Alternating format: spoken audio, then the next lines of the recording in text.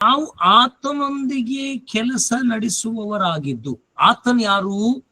ಕರ್ತನು, ಯೇಸು ಕ್ರಿಸ್ತನು, ಪರಿಶುದ್ಧಾತ್ಮನೊಂದಿಗೆ ನಾವು ಕೆಲಸ ನಡೆಸುವವರಾಗಿದ್ದು, ನೀವು ಹೊಂದಿದ ದೇವರ ಕೃಪೆಯನ್ನ ವ್ಯರ್ಥ ಮಾಡಿಕೊಳ್ಳಬೇಡಿರೆಂದು ಎಚ್ಚರಿಸುತ್ತೇವೆ. ಈ ದಿನಗಳಲ್ಲಿ ಏನಾಗ್ತಾ ಇದೆ, ಮನುಷ್ಯ ತಪ್ಪು ಮಾಡ್ತಾ ಇದ್ದಾನೆ, ಶಿಕ್ಷೆ ಆಗ್ತಾನೆ ಇಲ್ಲ. ಮನುಷ್ಯ ಸುಳ್ಳು ಹೇಳ್ತಾ ಇದ್ದಾನೆ, ಶಿಕ್ಷೆ ಆಗ್ತಾನೆ ಇಲ್ಲ. ಮನುಷ್ಯ ಮೋಸ ಮಾಡ್ತಾ ಇದ್ದಾನೆ, ಅವನಿಗೇನು ತೊಂದರೆ ಆಗ್ತಾನೆ ಇಲ್ಲ. ಮನುಷ್ಯ ಪಾಪ ಮಾಡ್ತಾ ಇದ್ದಾನೆ, ಅವನಿಗೇನು ಆಗ್ತಾ ಇಲ್ಲ. ಯಾಕೆ? ಯಾಕಂದರೆ ಬೈಬಲ್ ಹೇಳ್ತದೆ ದೇವರ ಕೃಪೆ ಇದೆ ಎಂಬುದಾಗಿ. ದೇವರ ಕೃಪೆ ಇದೆ ಎಂಬುದಾಗಿ. ದೇವರ ಕೃಪೆ ಇರುವುದರಿಂದ ಮನುಷ್ಯ ಉಳಿತಾ ಇದ್ದಾನೆ.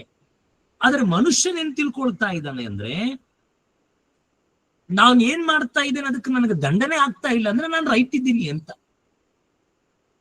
मैं जो कुछ भी कर रहा हूं, हालांकि वो गलत है, उसके बावजूद मुझे कुछ नहीं हो रहा है, इसका मतलब मैं सही हूं. लेकिन ये क्यों हो रहा है, क्यों पनिशमेंट नहीं आ रहा है?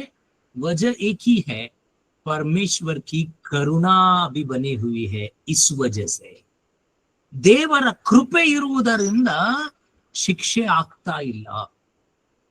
ಆದ್ರೆ ಈ ಕಾಲ ಕ್ರಿಸ್ತೇಸುವಿನ ಮೂಲಕ ಕೃಪೆ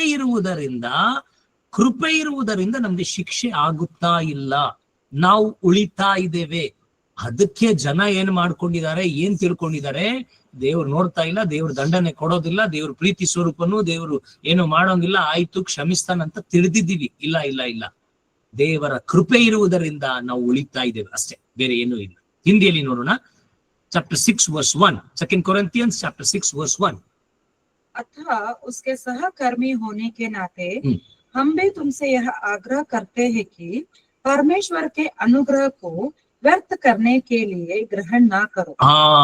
परमेश्वर के अनुग्रह को व्यर्थ करने के लिए ग्रहण ना करो. ಅದನ್ನ ತಪ್ಪಾಗಿ ಉಪಯೋಗಿಸಲಿಕ್ಕಾಗಿ ಅದನ್ನ ಗ್ರಹಿಸ್ಕೊಳ್ಬೇಡ್ರಿ. ಕೃಪೆ ಇದೆ ಅಂತ ಹೇಳಿ ನಾನು ಎಲ್ಲಾ ಮಾಡ್ಕೊಂಡು ಹೋಗ್ತೀನಿ ಅಂತ ಮಾಡ್ಲಿಕ್ಕೆ ಹೋಗ್ಬೇಡ್ರಿ. ಕೃಪೆ ಇದೆ, ಕೃಪೆ ಇದೆ, ಕೃಪೆ ಇದೆ, ನಾನು ಹೀಗೆ ಮೋಸ ಮಾಡ್ತೇನೆ, ನಾನು ಹಿಂಗೆ ಸುಳ್ಳು ಹೇಳ್ತೇನೆ, ನಾನು ಹಿಂಗೆ 2 ಜೀವನ ಜೀವಿಸ್ತೇನೆ, ನಾನು ಹಿಂಗೆ ಜನರಿಗೆ ಮೋಸ ಮಾಡ್ತಾ ಹೋಗ್ತೇನೆ ಅಂತ ಮಾಡ್ಬೇಡ್ರಿ.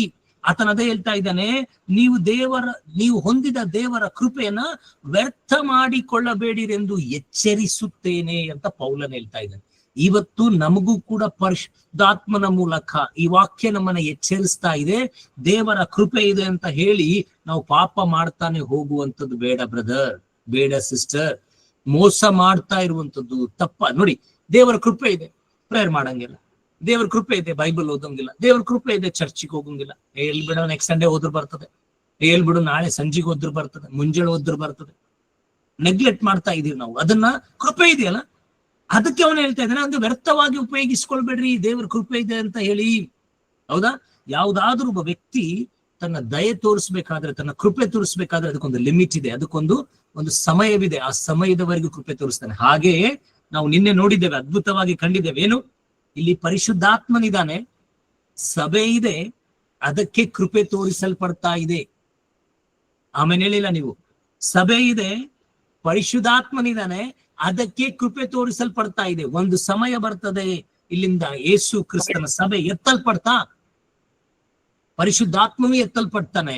ಹಾಗಾದ್ರೆ ಕೃಪೆ ಇಲ್ಲದಂತಾಗ್ತದೆ. ಅದಕ್ಕೆ ಬೈಬಲ್ ಹೇಳ್ತದೆ ಉಪದ್ರವದ ಕಾಲದಲ್ಲಿ ಬಹಳಷ್ಟು ಕಠಿಣತೆ ಇದೆ ಎಂಬುದು. ಯಾಕೆ? ಕೃಪೆ ಇಲ್ಲ, ದಯನೇ ಇಲ್ಲ. ನಾವು ಅನೇಕರಿಗೆ ಹೇಳ್ತೇವಲ್ಲ, ಸರ್ ಅವನಲ್ಲಿ ದಯನೇ ಇಲ್ಲ ಸರ್ ಅವನಿಗೆ, ಯಾಕಂದ್ರೆ ಅವನು ಕ್ರೂರನಾಗ್ಬಿಟ್ಟನು.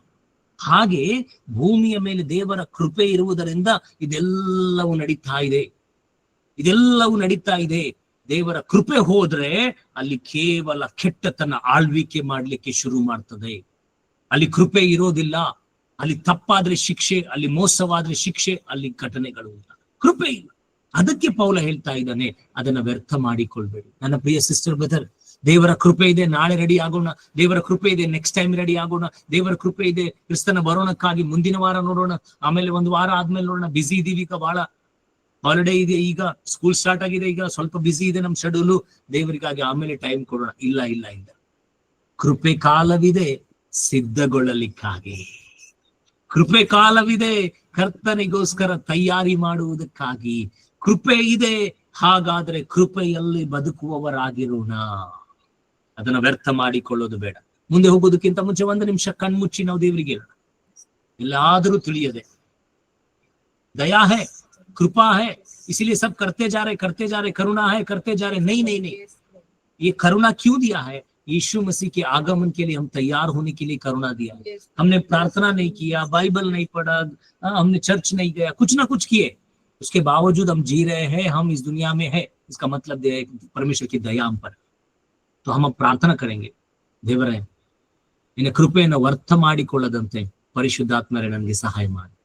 ಹೇಳ್ರಿ, ಪ್ರತಿಯೊಬ್ಬರು ಹೇಳ್ರಿ, ಯೇಸುವೆ, ಪರಿಶುದ್ಧಾತ್ಮನೇ, ಪರಿಶುದ್ಧಾತ್ಮ ದೇವನೇ. ಎಸ್ ಪ್ರತಿಯೊಬ್ಬರು ಕಣ್ಣುಗಳನ್ನು ಮುಚ್ಚಿದ್ದು ಬೇಗ ಬೇಗ ಹೇಳ್ರಿ, ಮನಸ್ಸಿಂದ ಹೇಳ್ರಿ, ಸುಮ್ನೆ ಬಾಯಿಂದ ಹೇಳ್ಬೇಡಿ.